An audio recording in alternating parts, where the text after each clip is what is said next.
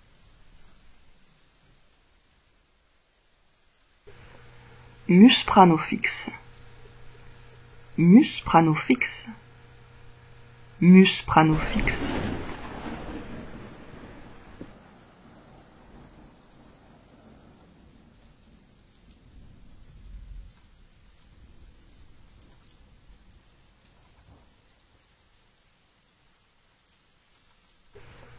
Mus pranofix, mus pranofix, mus pranofix.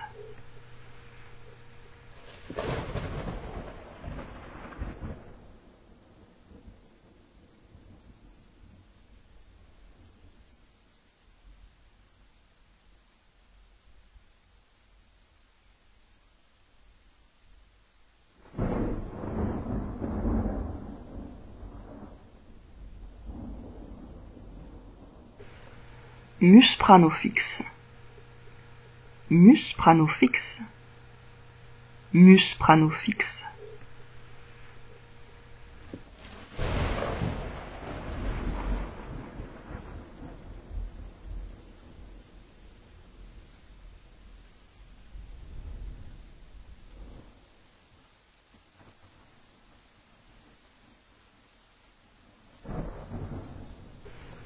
Mus pranofix, mus pranofix, mus pranofix.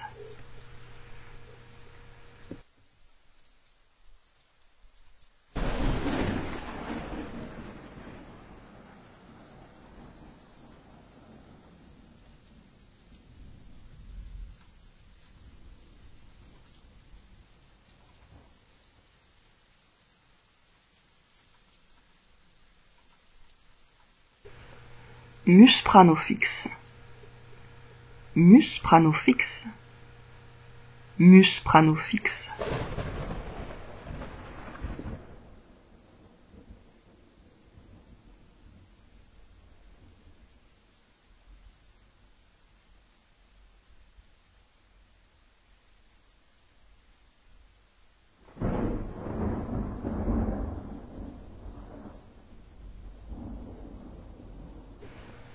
Mus pranofix, mus pranofix, mus pranofix.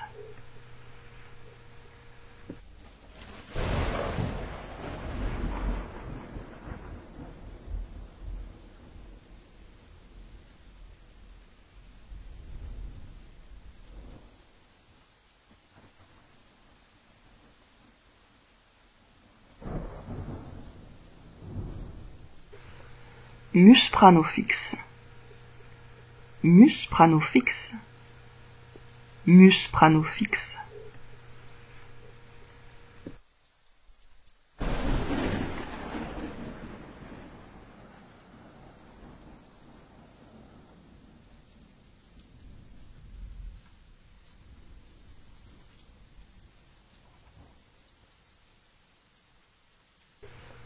Mus pranofix, mus pranofix, mus pranofix.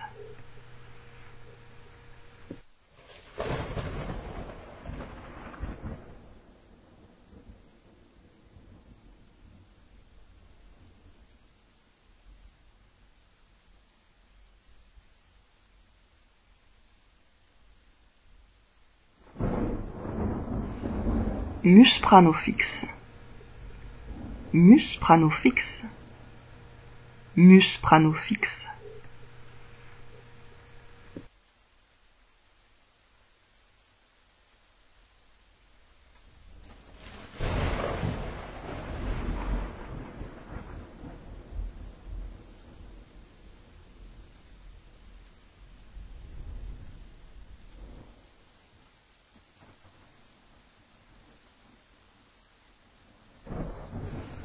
Mus pranofix, mus pranofix, mus pranofix.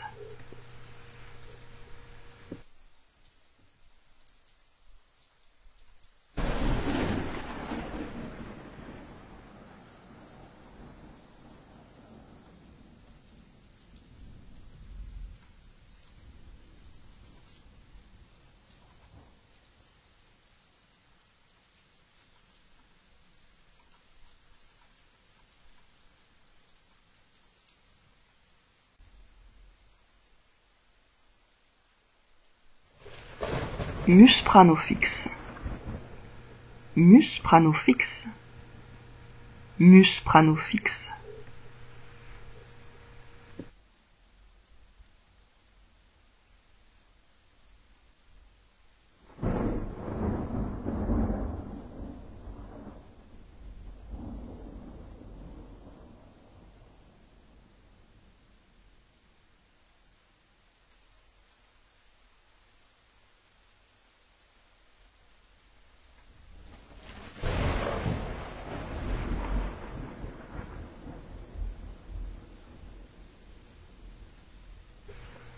Mus prano fixe, mus prano fixe, mus prano fixe.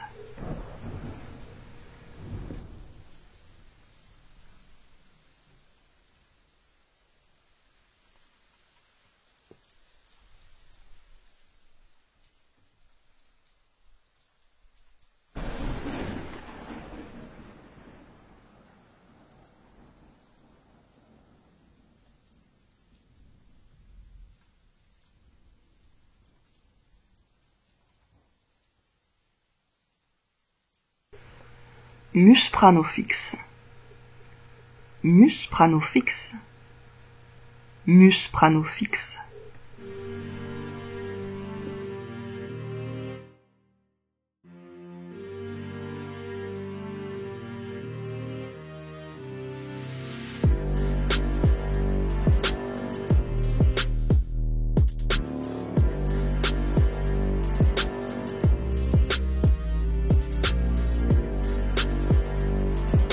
Mus prano fixe, mus prano fixe, mus prano fixe.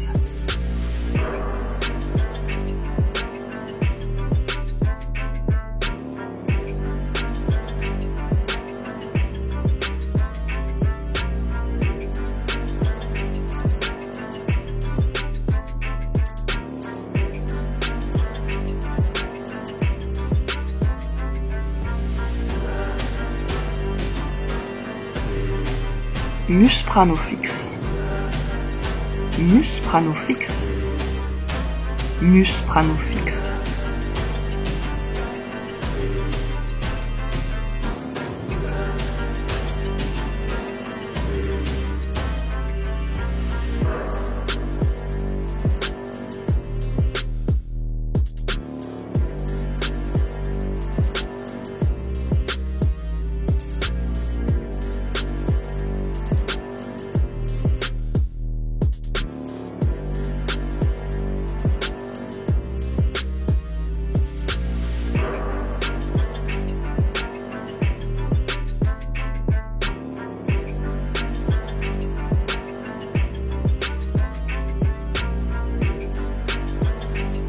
Mus prano fixe, mus prano fixe, mus prano fixe.